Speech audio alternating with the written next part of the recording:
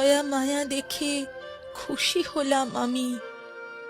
দুঃখ তোমার যাক দূরে যাক, সুখে থেকো তুমি।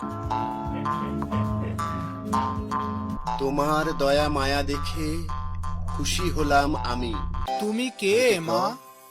এই গভীর জঙ্গলে কি করছো? আমি বড়ই দুঃখিনী বাবা ঠাকুর, আমাকে দয়া করুন বাবা ঠাকুর। ওই যে পুকুর দেখছো, ওখানে একটি মাত্র ডুব দিয়ে আমার কাছে এসো মা।